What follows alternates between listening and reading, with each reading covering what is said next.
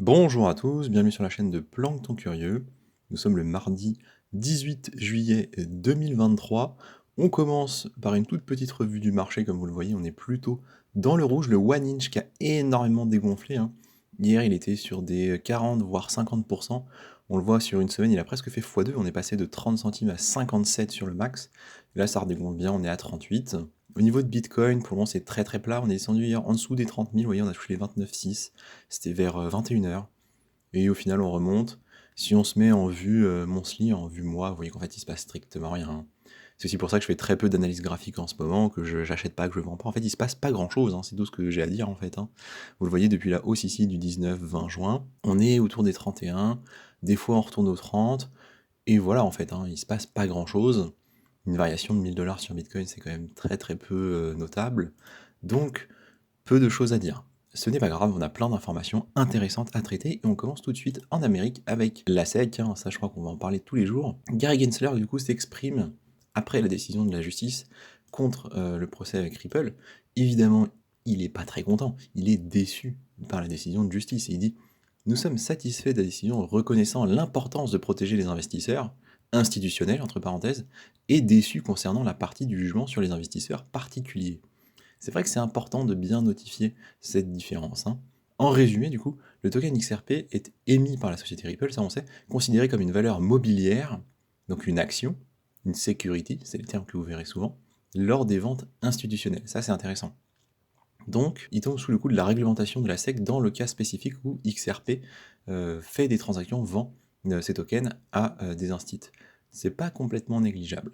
En revanche, le token XRP n'est pas considéré comme une securities lors de la vente aux particuliers. Donc c'est bien pour ça que le token a pump, parce que ça veut dire que globalement, les cryptos vont avoir certainement la même réglementation qu'XRP, et donc tout ce qui va en fait toucher aux activités des particuliers, c'est-à-dire nous, les retails, donc qui passons par des échangeurs qui sont essentiellement centralisés, des Coinbase, des Binance, nos achats en crypto ne devraient pas être impactés par la réglementation de la SEC, ça ne devrait pas être considéré comme des actions, ça veut dire que ce qui est fait depuis maintenant 5 à 10 ans, eh bien, n'est pas hors la loi. Donc tout ça est très positif, et c'est pour ça évidemment qu'on a eu toute la hausse, donc tout ça on le sait.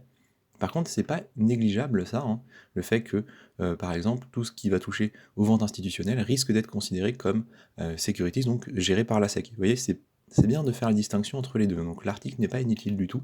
Maintenant, on nous dit Ripple versus la SEC, le régulateur pourrait devoir ralentir sur un éventuel appel. C'est-à-dire que la SEC voudrait probablement faire appel de cette décision, parce que la SEC a envie de gagner son procès. Et il est assez en fait peu probable, selon le dirigeant de Ripple, que ça arrive tout de suite. Il nous dit que ça pourrait prendre des années avant que la situation change, parce que là actuellement c'est acté. Tant qu'en fait la voie n'est pas révoquée, elle n'est pas changée, les valeurs XRP donc ne sont pas des securities et il y a toutes les chances que les autres cryptos soient pareils en fait. Donc il nous dit, le plus important c'est la reconnaissance de XRP comme une valeur mobilière au regard de la loi américaine. C'est d'autant plus significatif que c'est la première fois que la SEC perd un procès contre les cryptos. Donc c'est aussi pour ça que la SEC est pas contente.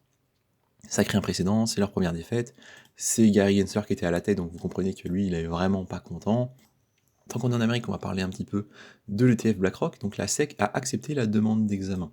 Ça, c'est un point qui n'est pas négligeable, c'est-à-dire qu'ils ont fait leur réévaluation en juin, et la SEC a dit « Ok, on va regarder ce que vous proposez, on va considérer que c'est correct ». Et je suppose que c'est un petit peu appuyé par le fait que le scénario ici avec Ripple se passe bien. Tout ça se passe vraiment très très bien pour Monsieur Larry Singh, hein, qui maintenant défend bien évidemment les cryptos, vu qu'il va en fournir des services. Ce qui est très intéressant, ça va être de considérer comment les ETF vont être, eux, placés. Parce que est-ce que les institutionnels, s'ils achètent de l'ETF, ça va être considéré comme des valeurs actions ou pas?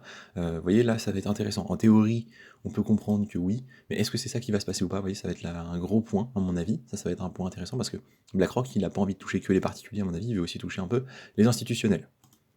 Et enfin, pour ne pas oublier qu'il n'y a pas que des ennemis à la SEC, hein, eh bien c'est une banque australienne, la National Australia Bank, qui a annoncé du coup vouloir aider ses clients à éviter les arnaques liées aux plateformes, et du coup qui va concrètement faire très attention aux échangeurs et qui va en boycotter un certain nombre. On n'a pas la liste ici.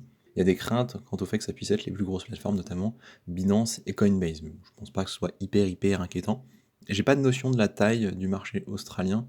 je suis pas sûr que ce soit vraiment considérable, sachant qu'ils ont pas leur propre échangeur. À suivre avec quand même un peu d'intérêt. Est-ce que d'autres banques, est-ce que d'autres entités vont rallier en fait ce côté-là? Peut-être, peut-être pas. On part maintenant sur techno. On a un nouveau concurrent pour les optimistic rollup sur Ethereum, donc Arbitrum et Optimism. Donc je rappelle, hein, Optimistic Rollup, au niveau en fait des transactions, donc déjà évidemment ce sont des layer 2, donc layer 2 l'idée c'est d'améliorer les performances d'Ethereum, c'est de faire des transactions hors de la blockchain d'Ethereum et de les renvoyer sur Ethereum, c'est d'aller plus vite quoi. Donc c'est ce que fait Matic, c'est ce que fait Arbitrum, c'est ce que fait Optimism. Il y a différents types de rollups, et les optimistiques, donc que sont Arbitrum et Optimism, sont basés sur un fonctionnement un peu spécifique qui vise à valider une transaction sous 7 jours. C'est-à-dire qu'il n'y a pas de vérification immédiate, c'est plutôt dans un délai de 7 jours, si personne ne s'est plaint, s'il n'y a pas eu de plainte, on considère que la validation est correcte. Donc c'est un fonctionnement que moi je trouve un peu particulier, mais qui est mis en place, qui va présenter à un moment ou à un autre, je pense aussi, des soucis de scalabilité, ça me paraît assez évident. C'est ce que fait Matic, mais voilà, ça existe et a priori ça fonctionne. Et donc on a Mantle Network, qui vient de proposer en fait sa solution. C'est-à-dire qu'ils ont fini leur partie testnet, ça fait 6 mois en fait qu'ils ont eu un testnet qui est concluant, et donc ils lancent l'alpha sur le mainnet, donc un nouveau concurrent, et ils sont soutenus par BitDAO.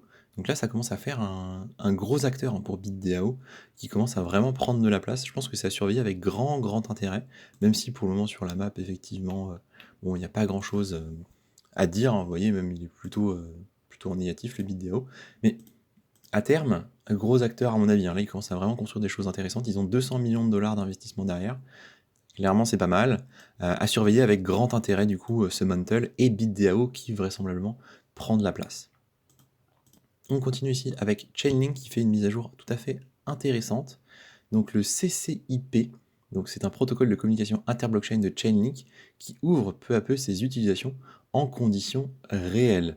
Moi j'aime bien, hein, Chainlink ils développent, ils font des choses. Je sais que certains le critiquent et je sais que clairement son cours est d'un ennui mortel. C'est-à-dire qu'il se passe rien. Sur l'année on a pris 3%. On se fait chier, hein, on va pas se mentir, c'est ça le terme. Et pourtant, bah, ça build et à mon avis à un moment ça paiera. Donc je suis assez content d'en avoir un peu accumulé du Chainlink et je continuerai à le faire si ça va plus bas à mon avis. On nous rappelle ici du coup que le CCIP, donc le fameux protocole, est déjà intégré à certaines solutions, notamment auprès de Synthetix, de AAVE et de Swift. Et Swift c'est pas rien, c'est le réseau interbancaire. Donc on est vraiment sur des choses intéressantes. Ils vont du coup développer un peu plus leur système avec Arbitrum Goerli, Avalanche Fuji, Ethereum Sepolia, Optimism Goerli et Polygon Moonbay. Donc vous voyez essentiellement de l'écosystème Ethereum, hormis Avalanche. Donc un super bon point, hein, pour moi. L'outil en fait ici est déjà relativement bien sécurisé apparemment, ils sont très confiants dessus. Et qu'est-ce qu'il va permettre concrètement? Il y a plein de cas d'usage. Il peut être utilisé pour du coup des applications de prêt et d'emprunt, la possibilité de déposer des garanties sur une blockchain pour emprunter une autre, une application dans des solutions d'abstraction de compte permettant aussi de signer des transactions sur n'importe quelle blockchain depuis un seul wallet. Vous voyez, c'est vraiment des fonctionnalités qui sont assez pertinentes et qui vont venir favoriser la fluidité des transactions. Le fait qu'en fait c'est plus facile de faire des activités sur différentes blockchains quand on a un seul compte, ce genre de trucs là qui sont extrêmement utiles à mon avis. Donc voilà, évidemment il y a plein d'autres éléments. Il y a un petit graphique ici qui explique le rôle de Chainlink, on voit que c'est tout à fait central par rapport au reste. Mais écoutez, moi je trouve ça vachement bien. Je trouve ça vachement bien. Et donc on nous rappelle bien évidemment la petite blague, hein. Même si eux ils l'ont mis de façon très sérieuse, donc le prix du link c'est valorisé de 10%. C'est ridicule. C'est ridicule quand on voit en fait la puissance du truc, c'est ridicule, mais bon, voilà, ça intéresse pas pour le moment. Et sur l'année c'est 30% de hausse, ouais c'est 30% de hausse, mais sur le début de l'année, d'accord. Peut-être depuis le début de l'année, ouais, depuis janvier. Et encore, hein. Mais sur l'année, on est à 3, sur un an, sur 12 mois roulants, on est à 3% de hausse. C'est vraiment ridicule, hein.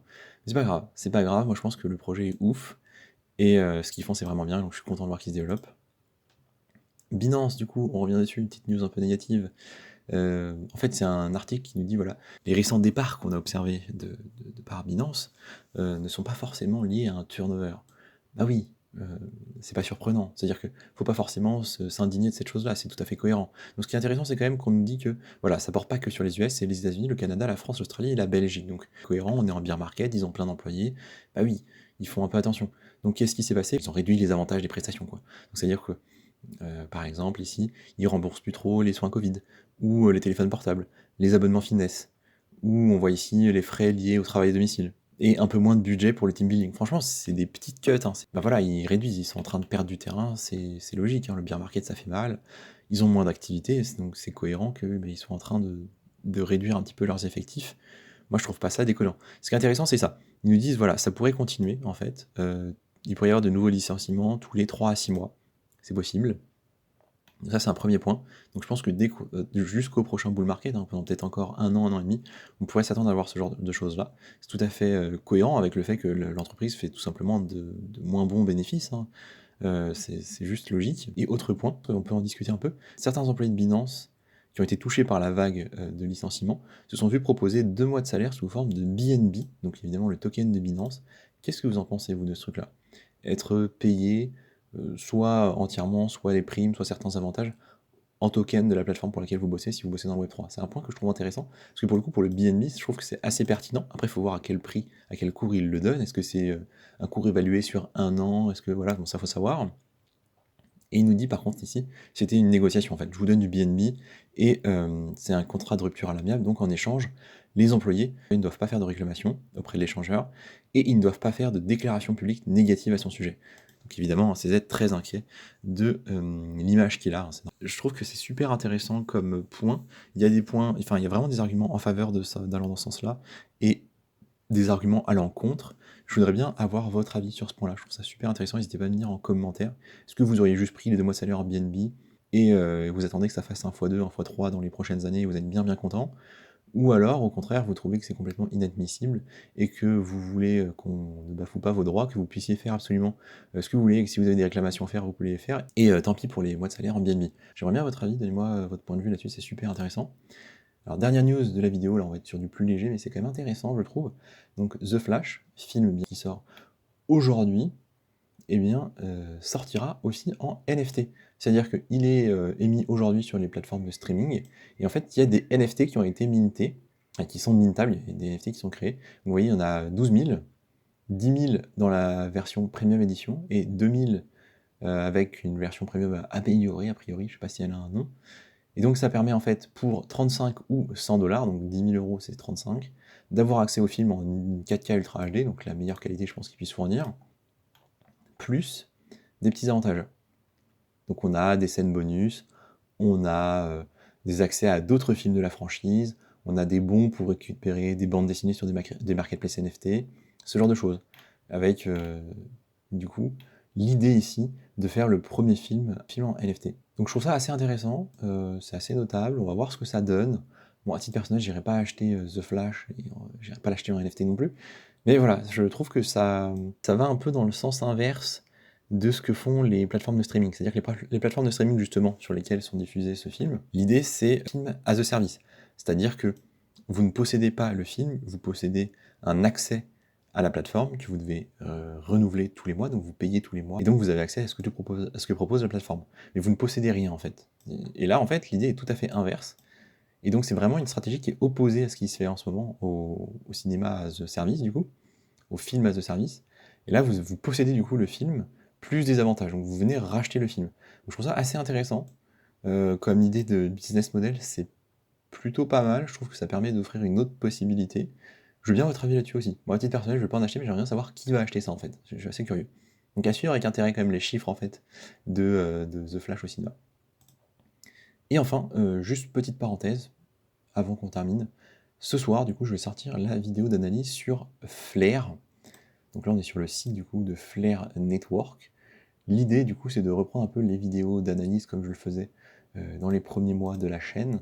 Donc déjà, je vais finir mon analyse du top 100. Donc Flair était dans le top 100 il n'y a pas très longtemps, là il en est sorti. Je crois qu'on est autour de la 130e place. C'est pas très important. Ce que je trouvais intéressant, c'est qu'ils ont un lien avec XRP, et vu que XRP est quand même vachement mis en avant en ce moment, c'était intéressant d'aller chercher un peu des informations sur Flair, d'essayer de bien comprendre où est-ce qu'on se situait.